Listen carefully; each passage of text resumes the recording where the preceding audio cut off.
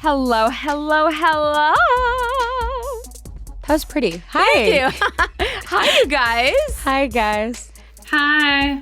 I'm Yasmine. Hi, Josie. Hi, that's me. Hi, Alycia. Hey, I'm Alycia. Hey, I'm Alycia. Why did I question myself? Do I know who I am? What is your Probably not. name? Where are you right now? Couldn't tell Concussed, literally. you. The Nile River. I'm Alycia Pascual-Peña. And I'm Yasmine Hamady. And I'm Josie Totah. And this is Dare We Say. Dare we say? Say Yay. we dare. Wow. How are you doing, Yas? Okay, I'm not gonna lie. Since 2020, since the Panorama, the Panda Express, the Pentagon, the paranormal activity, I've been getting high before bed every single night. Yeah, you have been. Honestly, you could get a medal for that. No, actually. That's called consistency. That's called discipline. consistency. If there's one thing consistent in my life, it was my bedtime routine. Addiction. It was okay. I mean, I would. The girl. Okay, I mean, you're not wrong. Yeah, I would. We say witnessed it firsthand. I You were know very you pleasant, guys did. Very pleasant, very lovely. I was very chill when I was high. I feel like I'm very low key. I don't talk as much, which that's when you know, Yaz is gone. You're not lying. You would just come and literally float into my room. Yeah. Not walk or run.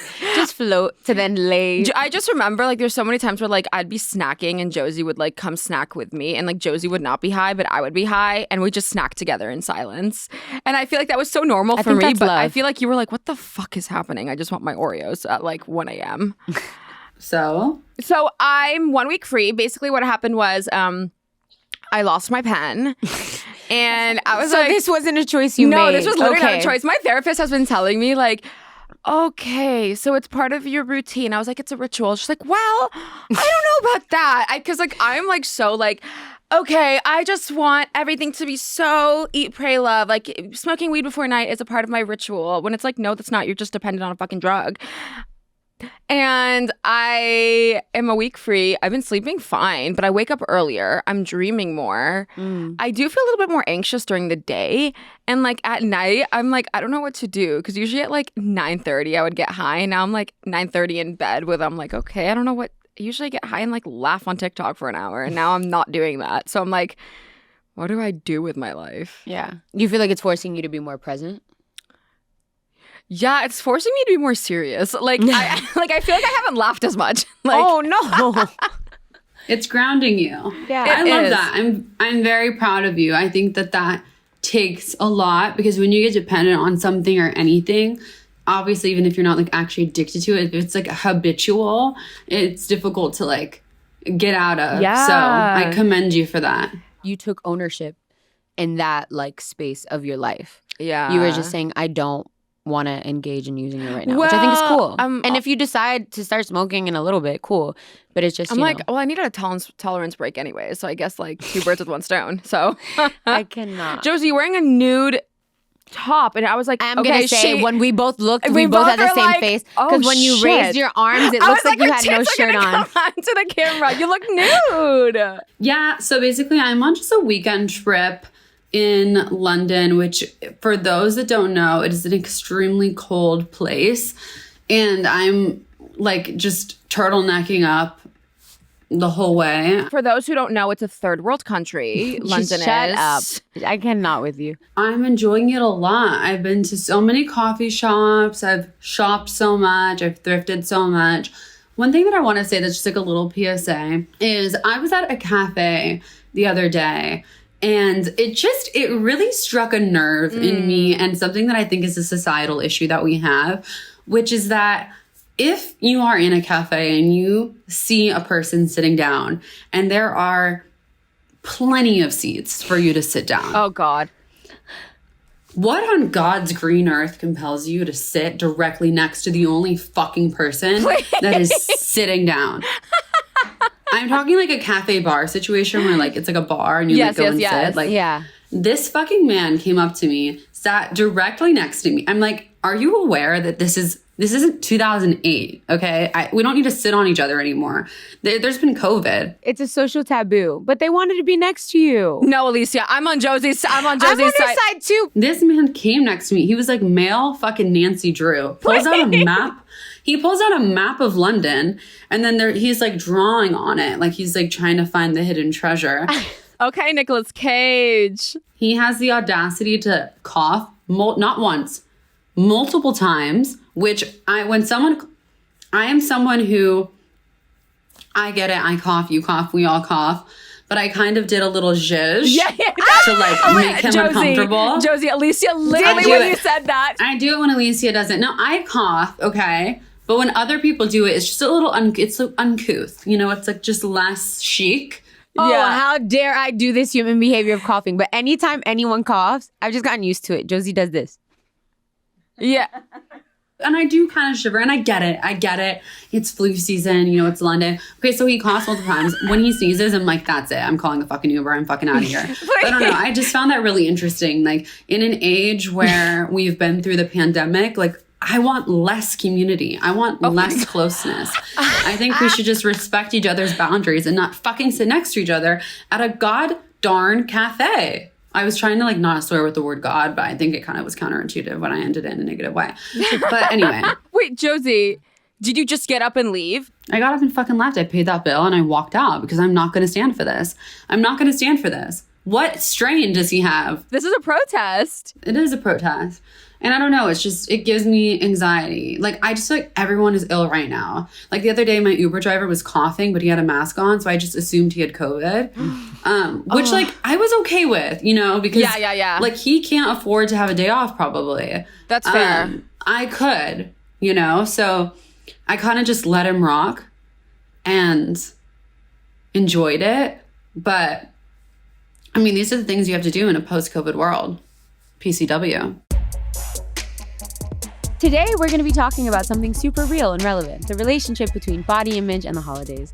If you're getting a bit nervous heading into the events of this season, this one's for you. Oh, God, this one's for me. God. Before we get into it, we just want to start by saying we want to give a lovely little trigger warning. We're going to be speaking very candidly about body image and the way people comment on diet, weight, and eating. And obviously, we know this conversation is not one for everyone to hear just on a casual day. And that's okay. No worries. Please, you know, put yourself first. Know your limits. So before we get into it today, I just want to preface this by saying Josie is not an expert. Alycia is not an expert. And I most certainly am not an expert in diet culture, in eating disorders and weight loss and societal pressures. But these are just our own experiences and our personal stories that we want to talk about and share with you. Whether you relate to it, whether you know someone who relates to it, whether you have no fucking clue, this one's for you. I'm not gonna lie to you, my eye has been twitching since I woke up this morning. I've been really nervous about this conversation because the holidays are a very stressful time, specifically with my relationship with my body, the relationship with how people view me, the relationship with how I view myself. Like just last night, I was showering and I made sure to steam my whole room. And I turned off the lights so I wouldn't have to look at myself in the mirror while I put moisturizer on. And I'm not trying to say this is like, oh, poor me. It's awful, but it's also the truth. And I'm not trying to be like, feel bad for me because it is what it is. But I didn't want to look at myself because I feel like when the days get shorter, when I'm not like as sun-kissed, when like it's cold outside so I don't want to go to the gym, when I want to eat comfort food, I want to have mac and cheese because I don't fucking feel like cooking. Yeah. My body gets less toned. My body gets lighter and it's hard to look at myself. And I just feel like, have you guys felt like that too? What is your relationship with your body during the holiday season specifically? Well, I'm very proud of you for sharing that. I'm really sorry that has been... I love you so much, and I'm sorry that you've had that experience, and that I love you, and I just fucking love you. I just want to say I love you. And I'm proud of you for saying that, because I know you're not alone, and I know that's not a unique experience. Yeah. It's because obviously I think we all can kind of relate to having body issues no matter what size we are. Obviously, with privilege comes with that. Correct. You know, is involved in that, you know. Like, for instance, I'm a smaller person, but I definitely have always struggled, especially since, like, my transition, even more so then with my body image, my relationship to my body than before, because it wasn't really a thing that society had kind of placed on me until I stepped into my truth and who I am. And I totally agree with you. I think this time can be really, really difficult and super triggering. And I was really grateful growing up with a mom who, like, we didn't have any mirrors in our house. I think we had one mirror in our house when I was like 14. And I didn't even think about that until like recently. And honestly, I thought that was like pretty cool because I never put any like emphasis on how I looked physically. But it wasn't until I got into high school, and it was like that episode of Mean Girls where like all the girls would be in one room and they would look at each other in the mirror and be like, oh, my calves are too big, or oh, my stomach, or this pludge, that even started to become something in my own head, especially because I've always been told that I was underweight growing up. And I'm wary when like being participatory in these conversations, because I think that even when I hear stories of girls who like are like, oh my God, I was underweight, like I was bullied for being underweight, it's like, it's hard for me to have sympathy, even though I know that's awful that anyone face any type of bullying, because like their bullying had to do with something that was of privilege. You know, it's like I was bullied for being too pale kind of thing. But I definitely think anyone can relate to struggling with that. And I certainly did. And honestly, even just recently, like I had the flu, and like not being able to literally eat food because it made me sick, like I had the stomach flu, started triggering like that old way of thinking of like thinking that food is bad, and then having to like reintroduce food back into my life. Even just these past few weeks was so... And obviously being on camera every day and having to wear like, I mean, the show that I'm on right now, we're wearing corsets. And literally if we eat more, we are uncomfortable and do a worse job at our jobs. So like, I think it's in everything. And I think I come from a very privileged standpoint, having being a smaller person and all of that. But I think it's everywhere. I think it's in all the media. I think it's in, and no matter what your lifestyle is, I don't think it cares rich, poor, you know, doctor or student. Like, you're going to struggle with your body image because of society. Josie, thank you so much for sharing that experience with us. And you're beautiful and I love you. And although, sure, as you said, it's a privilege because you are a smaller person, that doesn't take away the feeling that it gives you. That doesn't take away the gravity that it holds. So just acknowledge that, and I love you. Alycia? Yeah, I appreciate like the space that you guys always like cultivate and the candor in which you speak with. But I think, interestingly enough, growing up, because weight and body image was always a topic of conversation at home, being a Latina and being a Black woman, we were always talking about body image. Like, I very much was raised with the idea that the world is your runway, and like you always want to look good and stuff. And there are even Spanish words that don't even exist in English to refer to a woman's body. Like, for example, the word cuerpazo. I've heard that word since I was a young girl, which now I understand the gravity of how problematic that was. And when a person says, like, if you don't speak Spanish, when a person says like, pero mira que cuerpazo, means like, but look what body she has. Like, cuerpazo specifically, that one word encompasses a lot. It means like the way in which a woman's body's sitting. Wow. That's what that one word means. Like, you know, like wow, like it's a compliment. But as I was 13, 14, 15, 16, now I understand that left implications that I didn't understand in the moment, because it gave people the liberty, or what I thought was normal at the time, to just speak and have agency over my body, even when I didn't want to talk about it. You know what I mean? Yes, I do. So, but I think because of that, I rebelled against a lot of like body image things really aggressively. And I'm grateful for that part of my story, because I feel like being Black and being Latina, people always wanted to talk about my body, whether it was like, oh, you're too big because I was curvy, or now, oh, you're slim, thick, or whatever it may be. And even just, unfortunately, things that are very embedded in my culture as a Dominican. Like, even now on TikTok right now, which is crazy because I'm literally just having this revelation in the moment. There's this like whole TikTok trend where like girls are like holding a Dominican flag and being like, I'm sorry. And it's because like they weren't born with a natural BBL that like supposedly all Dominicans are supposed to have. Oh, my God. And it's actually a trend right now, which is insane to say. But all of that goes to say, I think because of that, I rebelled and I was like, I want to be in sweats. I want to be in big shirts. I dressed as, I don't like this term, but quote unquote tomboy, like for a lot of like my high school years. But now as an adult, I've had to think about my body in ways I never really cared about because of what I do. Yeah. You know what I mean? And I don't know. Like, I don't know. I hope this is all making sense. No, Because it is. I grew up being a model, which I've talked about you're a before. child model, which is, there's so much pressure in that because you have a standard at such a young age. And I also feel like when you say cuerpazo, is that the... Yeah, good job. I feel like it's also like at a young age, you are conditioned and also like I feel like almost sexualized at such a young child. Absolutely. Absolutely. Now, whether I like it or not, because I feel like by being an actress or being a model, I think about my body in ways I didn't think about them in the past. Even though I've always been, unfortunately, have to be hyper aware of my body. Like even when I was younger and like they didn't know what height I was going to be, right? And I was going from child modeling, trying to transition to adult modeling.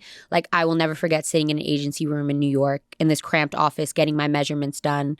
With shorts and a bra in front of an entire room and them doing my measurements and being like, oh, you're going to be a plus size model even if you reach the height. See, yeah. You know what I mean? I have always, first of all, thank you for sharing that too, because this is not an easy conversation. And I think like we wanted to have this specifically during the holidays too, because you brought up something very important, and that's family. And that's also like with the media, like Josie, you brought up the media and like society, like diet culture, the new year, you better lose that weight. Like whether that's on a commercial, like you have like Jenny Craig, I lost 30 pounds here, which also, by the way, when I was 15, I used to eat Jenny Craig for lunch every day. That is insane. That is insane. And this has nothing to do with my parents, because my parents are my best friends, my biggest supporters, my biggest like cheerleaders in my life. But also when you grow up in an Arab household, Josie, I feel like maybe you can relate to this too. And also Alycia too, in like a POC household, appearance is everything, specifically during the holiday times, because that's when you're seeing your whole family. Yeah. That's when you're seeing the distant cousin that you haven't seen in a year. And you have to make sure, oh, do you have a boyfriend? Do you have a girlfriend now? Obviously not a girlfriend because you're not gay. But like, that's not what my family says. But like, I feel like you have to show that, oh, your hair grew longer, more feminine. Yeah. You are still tan, even though you haven't seen the sun in a year. Yeah. And I don't think we talk about it enough. Like, I think there's so many reasons that people have mixed emotions about the holidays. But that is one, is like the carelessness that we have when it comes to speaking about people's bodies and where they're at in life when you don't see the full picture. It's so easy for us as families to sit at a table and feel an entitlement, like in a jurisdiction. That's have an opinion on someone and their weight. Like I remember like even just like this Thanksgiving, my own grandmother wore like 3 spandexes if she was going to see some people that she didn't see before. Grandmother, 3 like spandex under... What's that? Spanx, excuse me, Spanx to tighten her up. My mother got up at 6 a.m. to get ready so she looks good. I remember like stressing. I was sweating. I was like, I'm seeing all these people that I haven't seen before, and like I need to make sure that I'm like my tip top. I'm wearing heels. I'm showing off. Like I'm making sure that like I was dieting beforehand. When like that's unhealthy. And then also the comments I get, and I'm sure you guys get, you look so good. You look so skinny. Mm-hmm. You look so good. What's your secret? How often do you work out? You look skinny. It's like almost like it's a rite of passage with dinner. It's like just as biscuits and gravy have become the norm at Thanksgiving and Christmas trees are the center of Christmas, commenting on one's body is like 100% a family tradition. Yeah, and 100%. I mean, I can't even count the amount of times my mom has looked at me and other friends of mine that are smaller and have been like, you look like you need a sandwich. Like every time I see you, I just want to feed you a sandwich. And like, I don't think people, and obviously my family members who have said this, I think have learned, because I don't think they understand the impact of what they're saying and how what you're saying may sound like a compliment to you can actually come off as not only an offensive remark, but can be extremely triggering. That's like the part. Commenting on anyone's body and saying, you look so beautiful, you're so small, could be reaffirming an eating disorder. which is like obviously counterintuitive to what any family member would want to do to someone. And I can't even remember the last time that a comment like that hasn't been said to me. And which is just so weird, because obviously family loves each other, but I think it happens all the time. And I think we just want to empower you guys as well as ourselves to like not weaponize ourselves with like how we can deal with these things and go about them in a way that like isn't going to cause like family World War III. Because I mean, if you know me, or an Arab dinner could easily go that way really quickly. It's constantly walking on eggshells. Like if they say to you, like, you look so skinny, and you're like, that's triggering. They'll be like, well, that's your own fucking fault and your own fucking trauma, blah, blah, blah, blah. And it's like, okay, never mind. I don't even know why I said anything. Yeah. I've definitely been met with what's a trigger. Like yeah, wait, guys, what's a trigger? I have family members being like, that's not a real thing. We talk to each other. But, you know, it's very much like what you guys are saying. It's unfortunate because I think like it's indoctrination. Like, we have to talk about it with family members because they're ignorant to understanding the gravity of the comments that like we make to each other about people's bodies have. Like, you know, I pray to God she's comfortable with me discussing this, but you know, I think it's important. Like, so my mom specifically, like, she had cancer and she has no thyroid. So what that means in very short terms is she has no hormones regulating, or she has no gland in her body regulating her hormones. Yeah. Right? And it makes me so sad to think that some of the last words that family members of ours have said to her before they've passed were things about her body. Because at family gatherings, it's like what you do, right? Like, you know, and it sounds like this is similar in your households and POC households. I think just households over the holidays is to say like, you look so great, or like, are you not doing anything to keep the weight off? When like people don't ever take into consideration how difficult that is for my mom and how she does eat clean and how she does work out. But like, she's there are a medical woman. conditions, you know, like there are medical conditions that hinder her ability to get fit like other people, right? So I think like something that Josie said that I very much agree with, how do we start like, you know, normalizing holding people accountable in our family? And it can be in a loving way, but how do we say like, hey, can you not talk to my kids about their body? Or, hey, if you want to compliment somebody here at the dinner table today, can we make it about something that has nothing to do with aesthetics? Or turn it around on them and be like, well, if you want to talk about weight, why don't we talk about yours? Like, no, that's funny you said that, Josie, because like it's so funny. Like my mom and dad and I, and like this is funny. Like they're always comfortable with me saying this, but like we went out to dinner and I was like, we were ordering drinks. My mom was like, I'll have a Negroni, and I'm like, okay, I'm out. It's Sbagliato Prosecco in it. My dad was like, could I get a Coke, please, easy on the ice? And then I was like, oh, could I also get a Coke, please, but with extra ice? And my dad looks at me, and this is like literally in October, and he goes, are you sure you don't want a Diet Coke? And I look at him and I said, are you sure you don't want a fucking Diet Coke?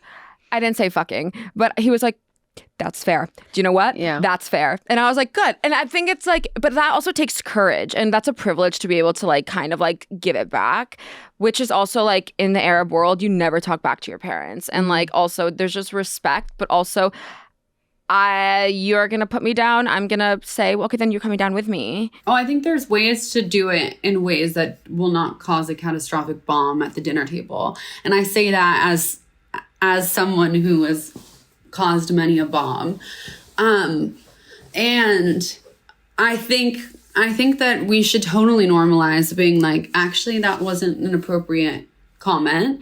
And can we discuss something else? Or why is my weight so important to you? I think is okay to say. I think there are ways to do it.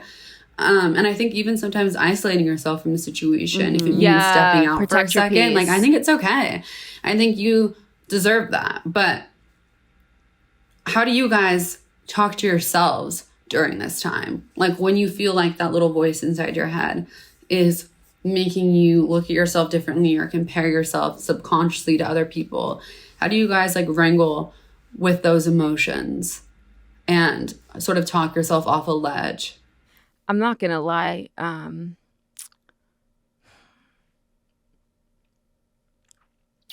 Getting a little emotional. For me, I think the thing that holds me grounded is that, and I talked to my sister Katerina beforehand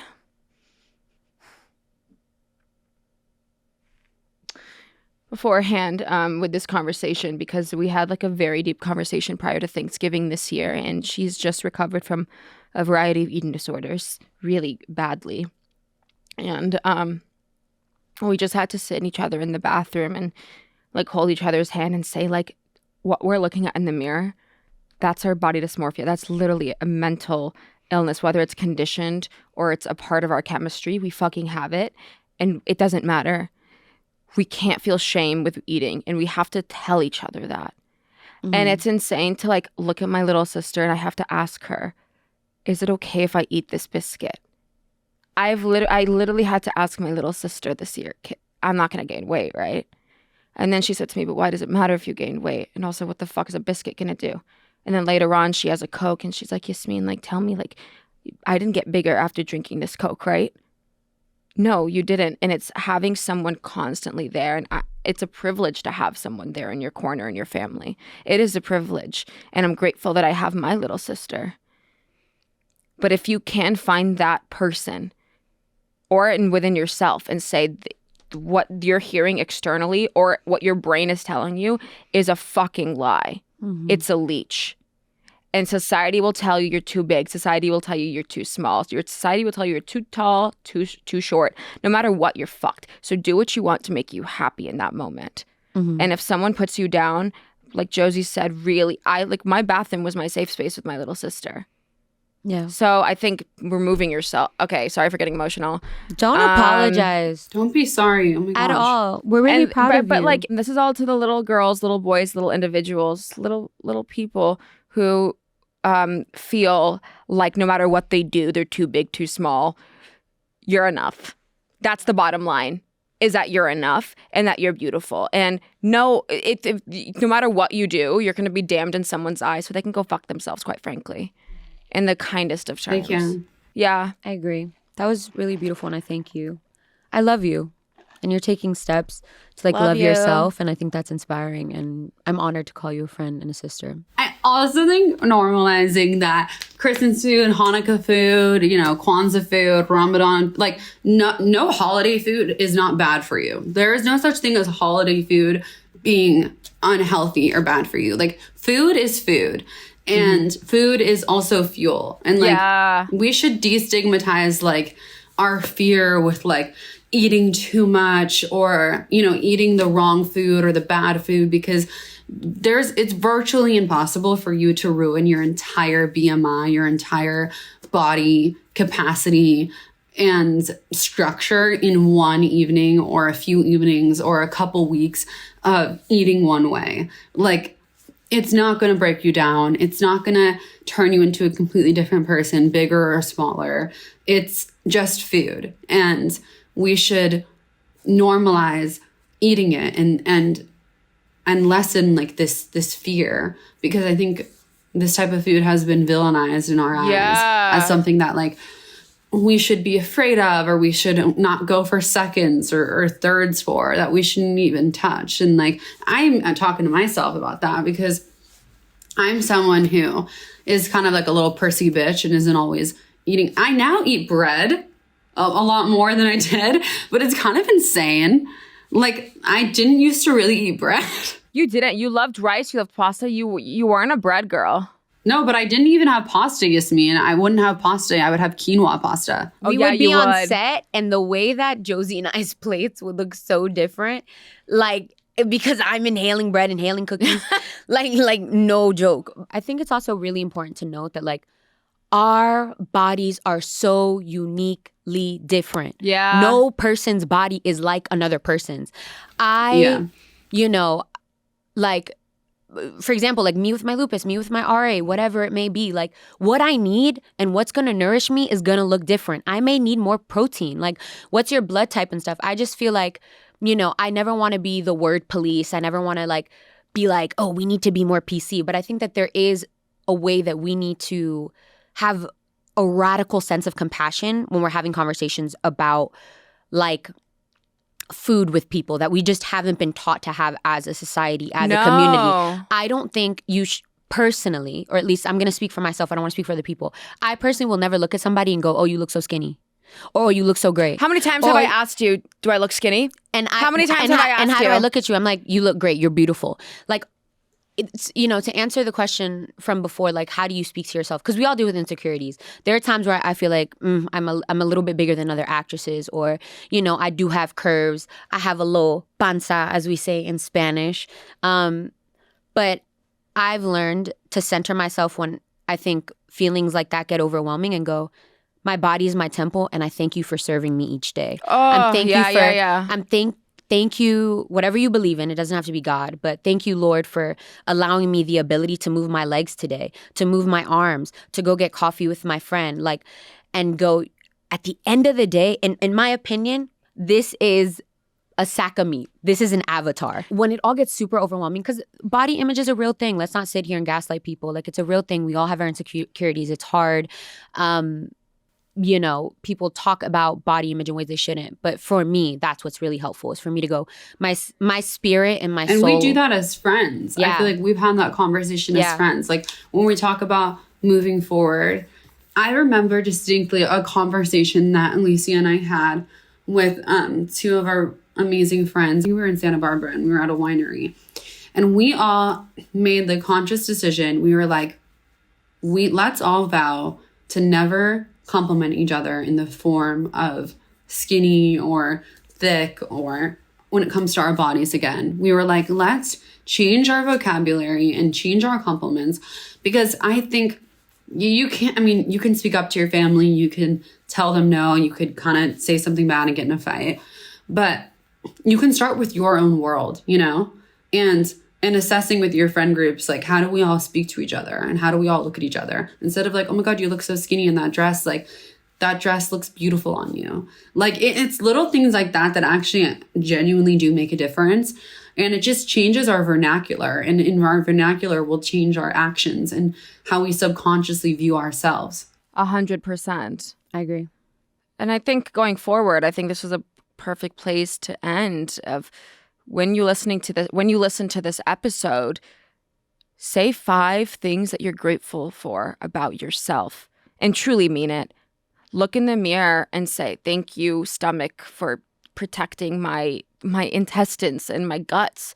Thank you. No, it's true. Like, little shit like that. Like, thank you. But you're right. No, like, thank you, eyes. I agree. Thank you, eyes, for letting me see. Unless they're blind. And Oh God. Okay. Episode. Well, hold on. Basically, just say 5 things about your body that you are grateful for that it does, is what you're saying. And you could be lying to yourself. I lie to myself every day, but it's better to say it than not say it at all. Yeah. And also to know that you're not alone too. I feel like we say that a lot and it's kind of annoying, but it is very much true. Like, we are 3 different people with 3 different body types, with 3 different dispositions, with 3 different backgrounds, and we all can come together at this table, be it physical or virtual, and acknowledge that we have struggled with our bodies and our relationship to our bodies. So if you could just do yourself a little favor, maybe not if you're driving on the freeway right now, but give yourself a little hug too, because we are with you. And picture us at that dinner table, and you better fucking eat that mashed potatoes. You better eat so much mashed potatoes. That's what I was going to quickly say. Like, moments of indulgence is self-care. Have that yams and mac and cheese. Yes, have your grandmama's fried chicken. Yes, grandma's fried chicken. And it's not even indulgence. It's just, you're just eating, because food is fuel. And, you know, I say that and I'm probably going to make a mistake about my eating habits next week. And then I'm going to remember it again, and then I'm going to do better. And so are you. Like, we are an ever-changing urchin, and we're all on the road. It's all the climb, and we love you all. I love Miley Cyrus's song. We love you. Happy holidays.